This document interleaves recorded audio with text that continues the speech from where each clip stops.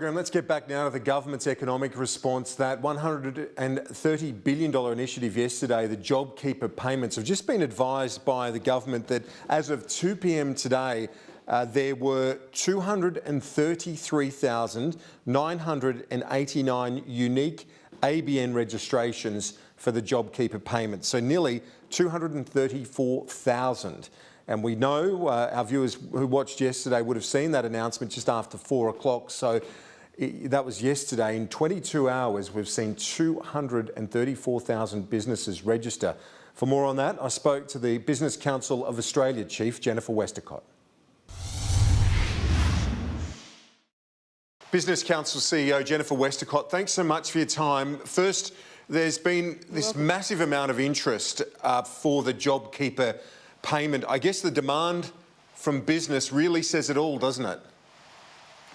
Oh, absolutely. 65,000 people have contacted the site.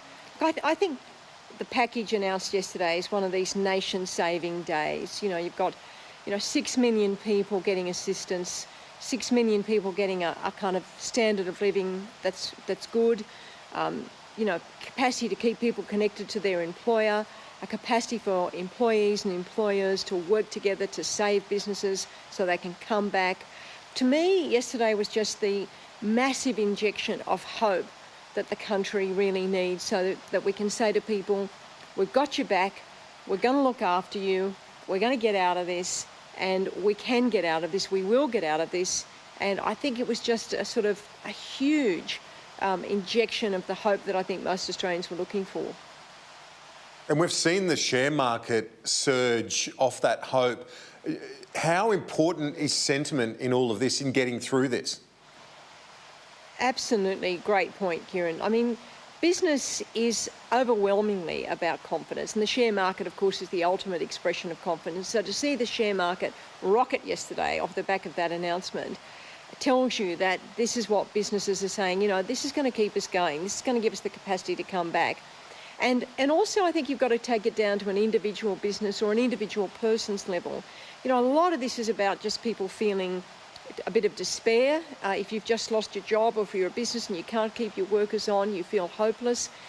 Giving that injection of hope yesterday is about building confidence as well as building capacity in the economy to come back. And so, to me, the share market signal yesterday was a hugely important signal that we've got to build that confidence, and when you do those things, the confidence gets built. And down to that, as you said, an individual business, an anecdote that I had from this morning, Jennifer, with a carpenter friend of mine, 3 young apprentices. He'd already stood down one yesterday, and it was the shortest stand down, he said, in history, because he phoned him last night and said, "You're back on."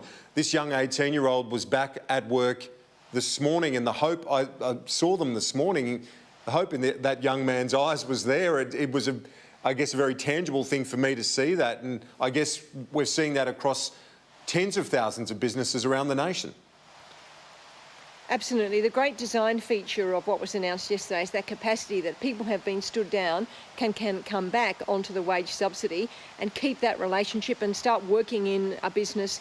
And of course, this, we've got to remember that it's not in people's interests to let their employees go who they've trained and supported, and particularly apprentices, and it's really important, that design element, that people can come back if they've been stood down, and then they can work together to say, well, how do we restructure, how do we get back on track? That's a very important aspect of what was done yesterday.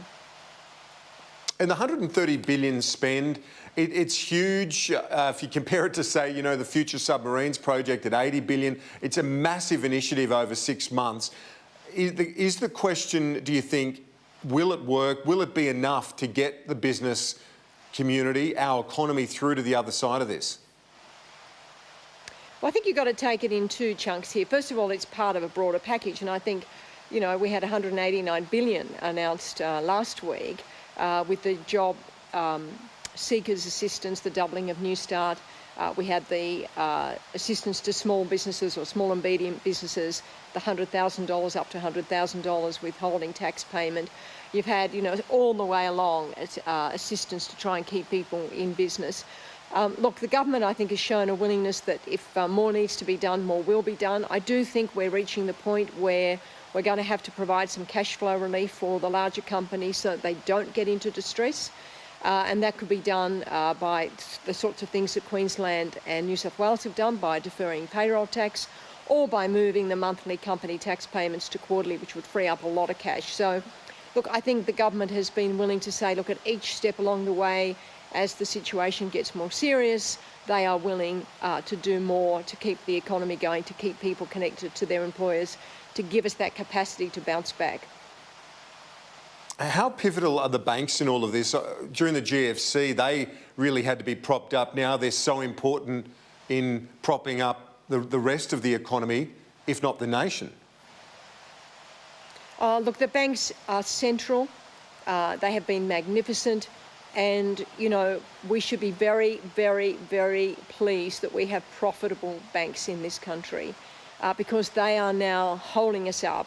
And they, plus the mining sector, which has still got a lot of demand and still strong, they will be the anchor that allow us to get back. But they've also, I think, reacted magnificently, deferring loans, keeping their branches open, you know, renegotiating things with people, supporting small business. It's been a real act of cooperation, but a real act of leadership by the banks. But, you know, we should never question again, Kieran, in this country, the value of having profitable banks. Yep, it's a fair point, and they have stepped up. Is there room, though, for them to go further? I know Anna Bligh has been talking about the deferral of loans. Should they also defer the interest that would be accrued for business in that? Well, I mean, I think that's a matter for them. I think they're doing everything they can. I mean, you've got to remember that, you know, you're practically in a zero interest rate environment anyway. So, look, I think the way they've done it is to give people that headroom to defer those loan repayments.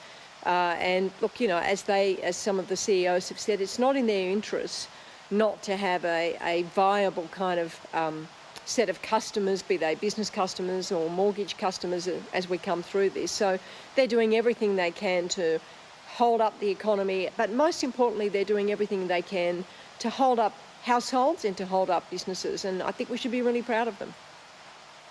When it comes to the airlines, we've spoken about those elements of the economy doing okay in terms of resources and banking. The airlines, not so much. And Virgin want a $1.4 billion government loan. If it's not repaid, potential government equity in 2 to 3 years. What's your view on that? And how important is it that we have two viable domestic airlines?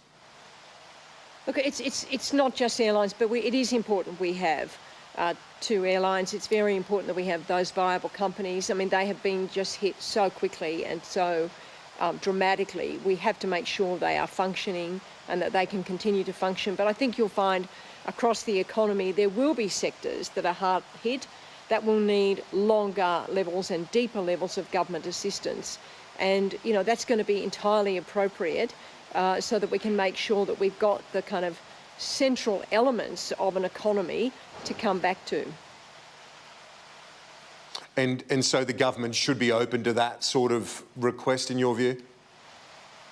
Well, I think they have to be open to making sure that we come out of this with a competitive economy, with an economy that is stronger, that we take the right action to keep these huge employers and huge parts of the way we live, huge parts of the structure and strength of our economy, to keep them going. And how that looks over time. I mean, I'm on the record as saying I think we've got to be very careful about making sure we come out of this a modern market economy, a competitive economy, not a 1950s economy, and I think that's very important.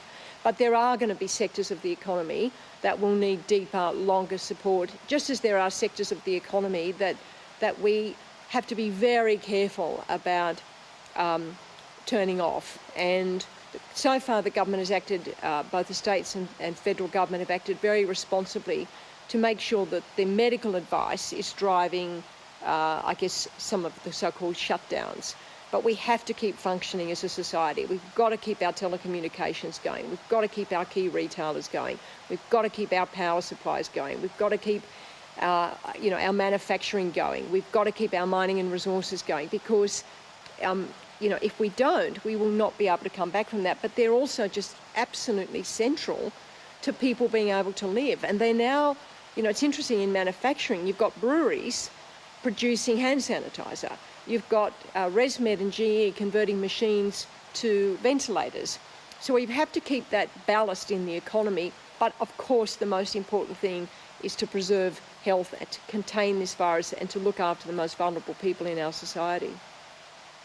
Yeah, indeed it is. And finally, before I let you go, the one thing I want to get your thoughts on, because the nation's psyche, when it comes to so many things, including budget management, has changed so dramatically in the space of 3 or 4 weeks. But what's your view on the debt situation in this country? Because even, I guess, after this unprecedented spend, we are still, as a nation, comparably in a strong position compared to other developed nations. Absolutely right. We started in a stronger position. We had a growing economy. We were getting our budget back to the black. We had a strong financial system and we had strong institutions. And I think that's a position that many other countries just haven't been in. I mean, clearly we are going to have a longer period of quite substantial budget deficits. I think the strongest way out of it, though, and this is why what the government has done is so important, the strongest way out of it is to start to get the economy back on track as soon as we can see that we've got the health situation under control. Because it's companies paying taxes by making profits, it's individuals working and paying taxes that will be the best way that we can pay this back over time. But the alternative not to do these things, of course, means you don't get that economic growth, which of course is the engine of being able to have strong budgets. And as you said, the interest rates right now are next to nothing as well for government borrowing. So it's a decent position with which they can at least start that process, Jennifer Westacott. Absolutely. I think Australians need to feel very confident that we started this in a much better position. Very few economies were growing at the rate we had. Very few economies, we hadn't had a recession. We still had strong demand, particularly in our mining and resources industries. We had, a strong budget position. We've got a strong financial system. So that is a much better position than many of the countries we hear about. And we need to give Australians that sense of confidence that the measures that governments across Australia have taken have been thoughtful, they've been calibrated, they've all been designed to keep people working, to keep people with money in their pockets so that we can come back from this in a stronger position. And I think that's we need to give people that sense of hope, that sense of confidence, that sense that we're going to get through this and we're going to get through this together.